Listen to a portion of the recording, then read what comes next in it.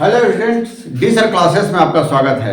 आज का important topic है the treaty of Versailles. Class 9 का एक इंपॉर्टेंट टॉपिक है हिटलर के चैप्टर से द ट्रीटी ऑफ वर्साइल्स 1919 में।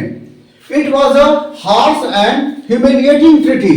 हार्श यानी बहुत ही बेकार था, यानी इसमें दो ग्रुप पार्टिसिपेट कर रहा था। फर्स्ट वर्ल्ड वॉर कब हुआ? फर्स्ट वर्ल्ड वॉर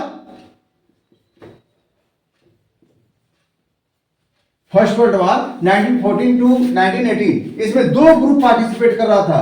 दैट एक सेंट्रल पावर और दूसरा एलाइज पावर। सेंट्रल पावर मतलब कौन?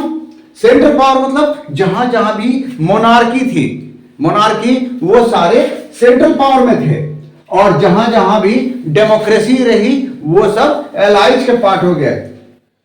जहां जहां भी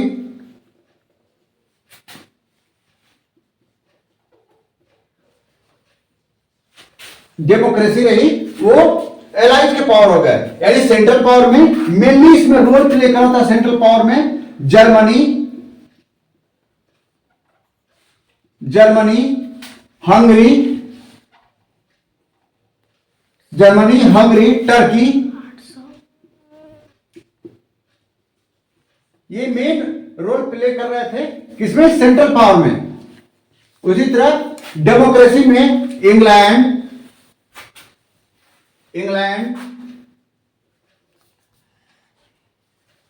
फ्रांस, यूएसए,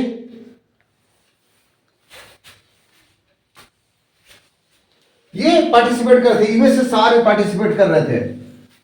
तो जो सेंट्रल पावर थे इसमें फाइनली डिफीट किसकी हो गई? सेंट्रल पावर की फाइनली डिफीट हो गई और एलाइज पावर की विक्ट्री हुई। और जब एलाइज ने जीत लिया, फर्स्ट वर्ल्ड वॉर इनके फेवर में हो गया, तो इन्होंने क्या हुआ, इसके जो मेन लीडर थे, यानी मेन लीडर कौन था? जर्मनी को इसने पूरी तरह से क्रश कर दिया। तो it was a harsh and humiliating treaty. यह बहुत ही हार्श ट्रीटी था, बहुत ही खतरनाक, बहुत ही कठोर ट्रीटी था, जिसने जर्मनी को पूरी उसकी इंडिपेंडेंसी पूरी छीन ली गई। जर्मनी को पूरी तरह से बर्बाद करने का अगर हम कह सकते हैं, तो हर वो काम किया गया जिससे जर्मनी और टर्की पूरी तरह से बर्बाद हो जाए और फिर से वो कभी वार के बारे में सोचे भी नहीं। तो क्या किया गया?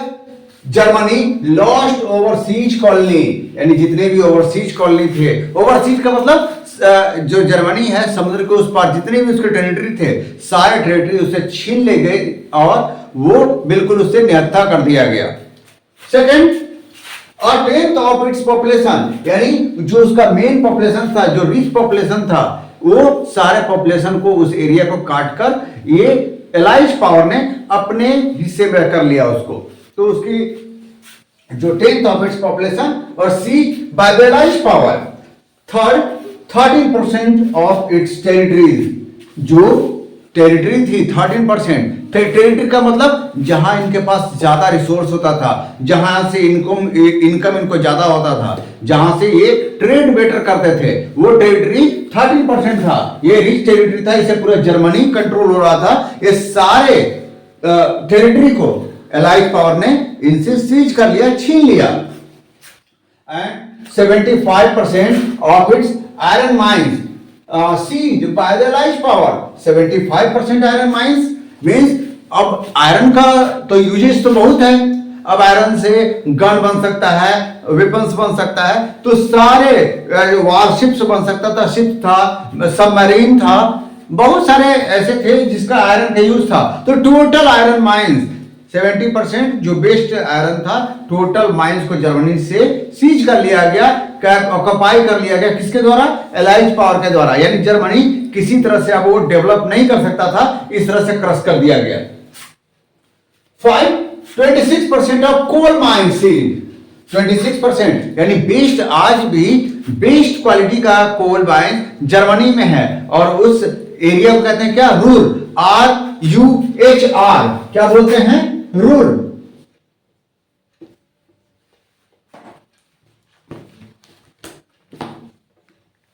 रूर ये पूरी तरह से वो उसे सीज कर लिएगा, छीन है। क्यों?